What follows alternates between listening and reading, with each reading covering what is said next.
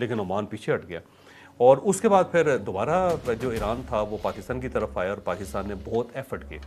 अब मसला ये है कि आखिर में ये पाकिस्तान के अंदर क्यों मुज़ाकरात हो रहे हैं और पाकिस्तान क्यों दरमियान में बार बार ईरान की तरफ से लाया जाता है। उसकी बुनियादी वजह यह है कि पाकिस्तान वाहिद मुल्क है इस्लामी दुनिया का जिसके बारे में सबका कंसेंसस है कि इसराइल इसके ऊपर हमला करने की गलती नहीं करेगा। सही। उसकी दो वजूहत हैं, एक तो हमारी एयरफोर्स बड़ी तगड़ी है और उसने इंडिया के अंदर इसराइली टेक्नोलॉजी को शिकस्त दे के साबित कर दिया है कि हम बड़े तगड़े हैं और ये चीज़ जो है इसराइल को पता है। दूसरा ये है कि हम एटमी पावर हैं और उनको पता है कि ये एटमी ताकत है, इसके साथ छेड़छाड़ नहीं करनी। और तीसरा ये है कि हमारा जो मिसाइल प्रोग्राम है वो बड़ा तगड़ा है। उनको पता है कि पाकिस्तान के जो मिसाइल्स हैं वो दूर तक हिट कर सकते हैं। अब अगर एक एटमी पावर हो, टेक्नोलॉजी उसके पास बहुत अच्छी हो, एयरफोर्स बड़ी तगड़ी हो और साथ साथ मिसाइल उसके पास हो तो फिर ज़ाहिर है दूसरा मुल्क घबराता है और इसराइल इस चीज़ से। दूसरा है कि पाकिस्तान ने कभी भी इसराइल के मामले में सुस्ती का मुजाहरा नहीं किया या नरमी का मुजाहरा नहीं किया।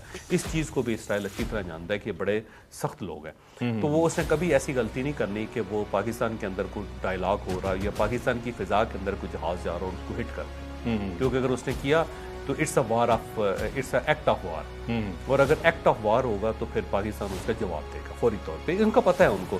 तो उसका फील्ड मार्शल ने अपनी बड़ी क्रेडिबिलिटी क्रिएट की। उन्होंने एक साल के अंदर अंदर 3 जंगें लड़ी हैं। सबसे पहले ईरान की तरफ से जब हमारे ऊपर मिसाइल दागे गए थे तो पाकिस्तान ने फ़ौरन जवाब दे दिया। उसने ये बिल्कुल नहीं सोचा कि हमारे बहुत पुराने ताल्लुकात हैं ईरान के, लिहाजा ये मार खा लेनी चाहिए ईरान से। जब ईरान ने वायलेशन की तो पाकिस्तान ने उसका जवाब दिया। फिर उसके बाद इंडिया की जो जंग थी वो पूरी दुनिया ने देखी और कमाल ही कर दिया। 4 घंटे के अंदर अंदर पाकिस्तान ने इंडिया को लटा दिया और सीज फायर पर मजबूर कर दिया उसको।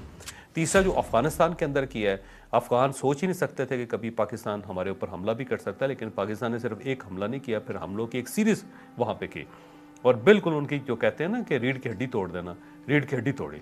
तो उससे इन्हें अंदाज़ा हुआ कि फील्ड मार्शल बड़ा क्लियर है और स्ट्रेट फॉरवर्ड है और अगर पाकिस्तान के अंदर हमला किया हमने तो उन्होंने फैसला 1 सेकंड के अंदर कर लेना है कि हमने इसका जवाब देना है इसराइल को। सही। तो यही वजह है कि यहाँ पे इकट्ठ होता है, यहीं पे पाकिस्तान को शामिल किया जाता है, यहीं पे सब कुछ होता है। सो फॉर सो अभी जब अब्बास राक्ची साहब पाकिस्तान तशरीफ़ लाए थे तो यहाँ एक दिन रुके वो जुमे के दिन और हफ्ते के दिन उन्होंने जब मस्कत जाना था तो पाकिस्तान का जहाज़ उन्होंने इस्तेमाल किया, अपना जहाज़ वो यहीं छोड़ गए और उसके बाद PF का जहाज़ के ऊपर पाकिस्तानी पायलट्स के साथ, पाकिस्तान की सिक्योरिटी के साथ वो मस्कत गए और उन्हें मस्कत तक छोड़ के आया पाकिस्तान में। मस्कत से पाकिस्तान ने दोबारा इनको लिया और ले के दोबारा फिर इनको नूर खान एयरपोर्ट पे ला के इनके अपने जहाज़ में बिठा के इनको वापस भेज दिया। यहाँ